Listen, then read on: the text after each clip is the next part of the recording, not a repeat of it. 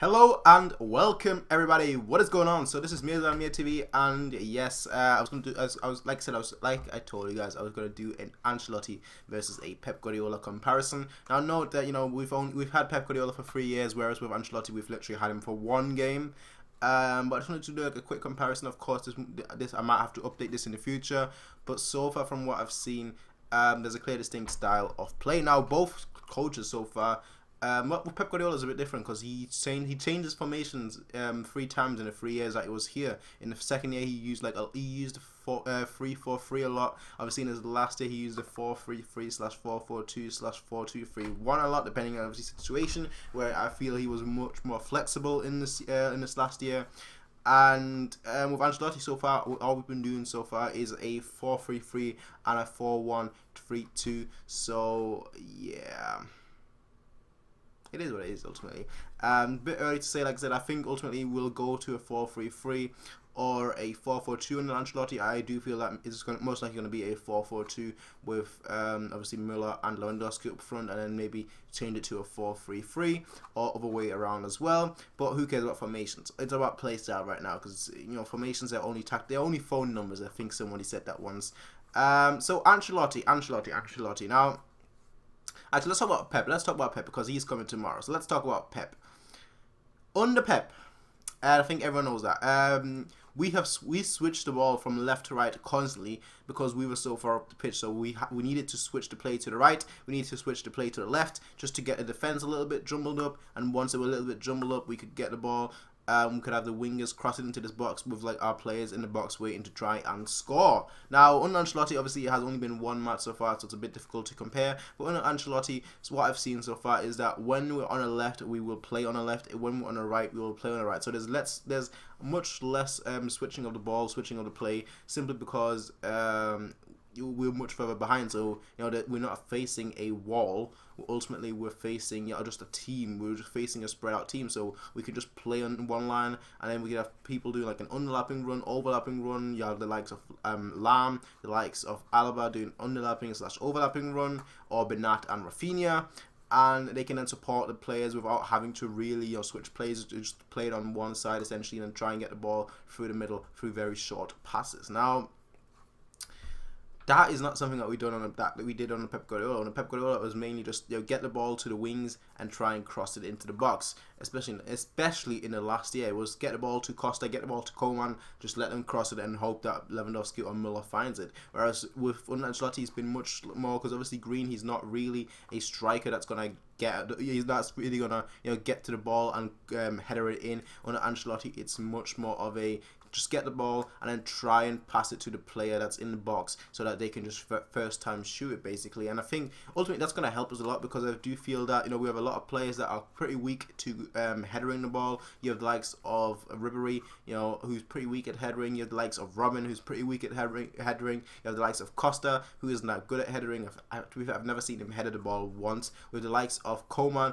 who I've not seen header the ball once. So you have a lot of people that are weak aerially, but whereas they're pretty good at shooting. They've got a pretty good touch, and they can use that just get the ball and then take a shot essentially, or just shoot essentially. So I do feel that that's probably going to help us in the long term, but I think it's still far too early to say, because obviously we've been playing with a lot of youngsters. Maybe the reason why we weren't switching the play so much is because it was only Alonso there. We didn't have multiple people in the midfield that were experienced. So we had to focus on Alonso, who was marked. Maybe that's the case. Maybe once we have Vidal in there, Renato Sanchez or Kimmich or Thiago, maybe then it's gonna change a lot. But so far, that's just the way it has been in the very first game. Now Manchester City, we're playing against them tomorrow, and I'm honestly expecting quite a few things.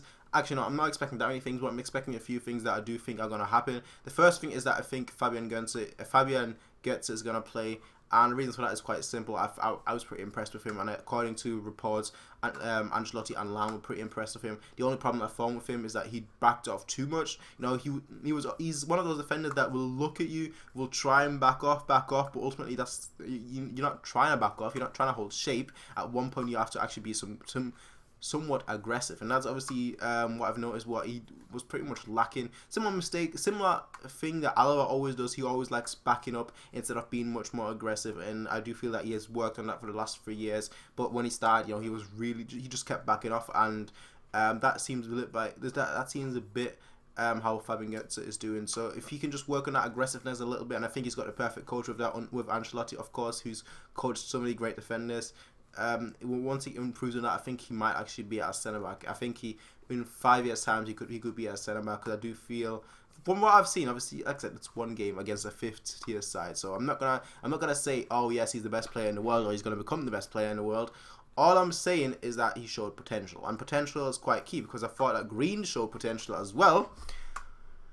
But then again, Green, he's 21 years old, and he's still not first team essentially. So that, yeah, you see, he looked well. I'd probably let him play much more games in this preseason, and then ultimately I'll see how he does, and ultimately I'll see if I can try and phase him in maybe slowly. As like a second striker, or third striker essentially, but that's difficult to tell. Ultimately. Green is an interesting topic, because I don't know what's going to happen with him, and Benko. I've never been a huge fan of him, to be totally honest. I've never been a huge fan of him. I think that there is a few things lacking with him. But the thing is, he's young. And when you're young and you're lacking a few things, you can always work on those few things. And that's why I'm not that worried about Benko just yet. But I don't think he's going to get a start on this team. I don't think he's going to be in the squad for the first team this season. That's my thoughts. Now, you can watch this match if you're in Germany. You can watch it on ZDF. If you're in the USA, it's on Fox Deportes. And if you're in the UK, it's on BT Sport 1. We're playing against Manchester City tomorrow. Let's see what the score is. I'm not going to make a prediction, because I don't know how we're going to play. If it's like against Lippstadt, where the first half we played with pretty much our first team, in a way, the first team that we have available, then I'm pretty confident. But if we're going to do it like in the second half, basically, where we played like under 19s, where we played under 21s, under 20s, under 18s as well, then I'm going to be like, maybe not. But that's just my thoughts on the match. I'll see you guys and girls tomorrow after the match with my post-match review. But ladies and gentlemen, as always, you can rate, comment, favorite, subscribe. Peace out and have a nice day.